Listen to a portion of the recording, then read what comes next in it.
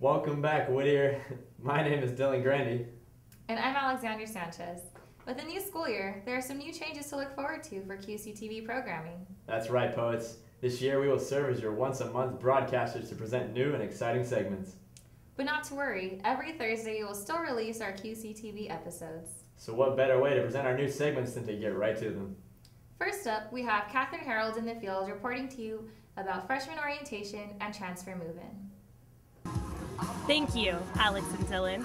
I'm Catherine Harold, out on the North Lawn for the first day of freshman orientation. Here I have Nina Raspa, an orientation leader. How's the day going, Nina? It's going pretty well. We started pretty early. Been out here, we're going to be out here all day. But most people have shown up, so it's good. What are some differences of the day? One difference is that we moved, last year we had it in the campus center, and this year we're having it out here on the North Lawn, so we have a lot of space because the freshman class is really big. We have over 400 students. But the other main difference is that we changed the schedule so that they registered over the summer, and because that's like a whole extra day of orientation. So they registered over the summer, and now tomorrow we're going to have them change any classes that they need to change or fix whatever they need to fix. Great, and what's the week looking like for freshmen? Well, today they're going to meet their peer mentors for the first time, and then we have other activities for them to do and just to move into their dorms. And then tomorrow, of course, schedule change and meet with their peer mentor or their faculty mentor and just get ready for college. Thank you, Nina. I also met up with some freshmen to hear about their personal experience of the day. How has moving in today been? You know, and there's not a lot of space to put our clothes, but we figured out a way to like stock the cupboards so we have more space, and we're still getting used to it. Yeah, we're just working around all like the tight spaces and stuff, but it seems to be working so far. I wonder how many parents cried at that convocation ceremony. I know my parents cried. It was pretty rough for my mom. Oh. Anyways, to present a remembrance piece on a very important moment in American history, we have Jordan Robledo. Jordan? This is Jordan Robledo with Professor McBride to discuss the events that happened on September 11, 2001. I was also then 3 weeks later in New York because I had some meetings with people I work with at the United Nations. And so I was able to go down to ground zero, and that's where I think it affected me probably more because the ashes were still flying. You could smell the results of the metal burning, things like that. I was able to walk up, I remember 54th Street was I think the event that struck me the most because they had pictures on 54th Street of firemen who had died in the efforts to rescue people. And if you know anything about New York, 54th Street is many miles from where the events had actually taken place. So firemen had gone from that far in Manhattan down there to try and rescue people. Looking back at this incident now, how are your feelings changed? Is it still sensitive for you to talk about? Is it still kind of raw? Like, how are you feeling towards this, incident?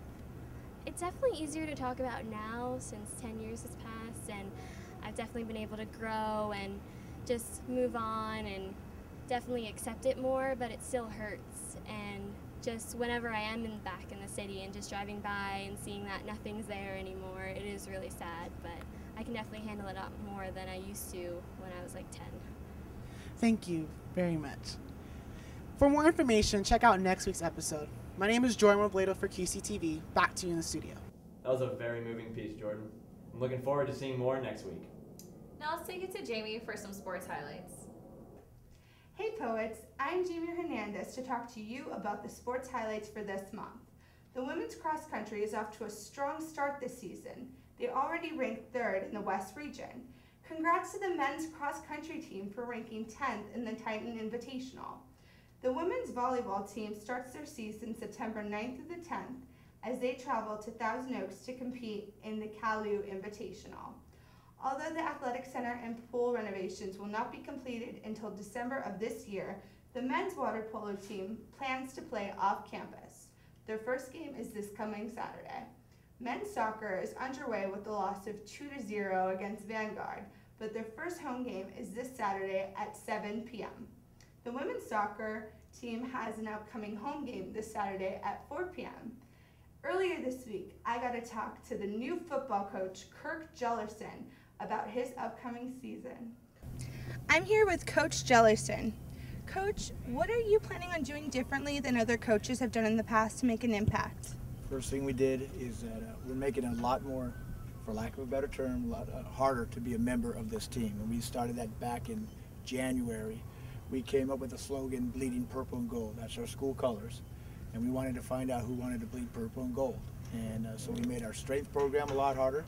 In our second stage was spring practice. We made spring practice at 6 a.m. Monday, Tuesday, Thursday, Friday. And if you showed up in practice, you're on the team. If you didn't, you weren't. And there's no excuses. And it's really paid off. Thank you, Jamie. Now we have our very own Julie Mock with our new recognition of Poet Spotlight. For this week's Poet Spotlight, QCTV is featuring junior Amber Orozco. Amber spent 5 weeks this summer in Kenya working on a project called People for Conservation and Conservation for People. Amber, please tell us more about your summer.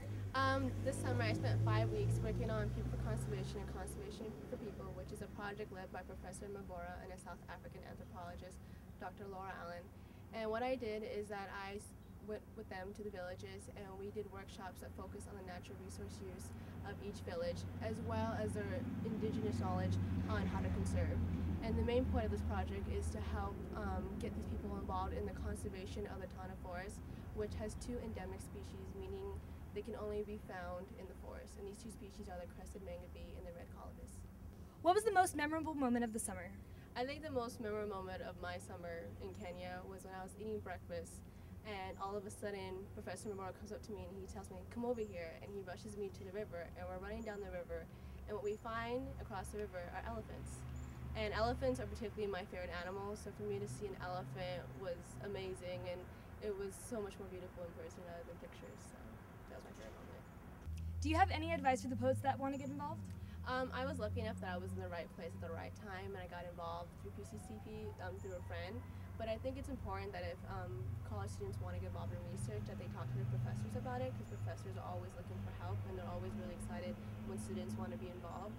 Or if a student has a topic that they want to research, that they should ask a professor to help sponsor them. And I'm also going to be doing a fundraising event my spring semester to help raise money for school supplies in these villages, because they're in desperate need of new supplies. All right, well, thank you, Amber. This is Julie Mock reporting. Back to you in the studio. Thank you, Julie. Lastly, we have Chelsea with a preview of upcoming events for the month. Let's see what's in store, poets. Thanks, Alex and Dylan. I'm here with Professor Tony Bronstein, who is one of the organizers and performers for this year's Whittier College Writer Festival. So tell me, what are you most excited about for this year's festival? It's a very unusual festival because what we're doing is actually doing the connection between poetry and music. And we have this legendary punk band member from the band X, John Doe, who's become a blues musician and a folk musician. And so he does all kinds of music. And so having him on campus is going to be amazing. So is that who you're most excited about seeing for this year? Well, John Doe and also Mamat Kadem, who is this amazing singer from the Persian tradition. Mm-hmm. And, well, of course, I'm also very excited because we're using our local talent too. 2 LA musicians who have turned one of my books of poems into a CD, John Klein Bell and Ariana Hall. So those are the 3 bands they'll be playing. Okay. So why do you feel like it's important for students to attend the event? Like, do you think there's any opportunities and benefits that'll provide for them? Yes, well, I mean, we're doing, in addition to the concert, which will be fun, which also, each part of the concert will talk about the connection between poetry and music, and there'll be a little bit of poetry, but mainly music playing. But also at 3 o'clock in the afternoon, that Sunday, the 18th, there will be a panel, a round table on how you write songs based on poetry, where the musicians and the poets sit down together. So people who are interested in songwriting, literature, and so on might get a lot out of that as well. All right, well, if students have any more questions or would like to know any more information, where can they find that out at?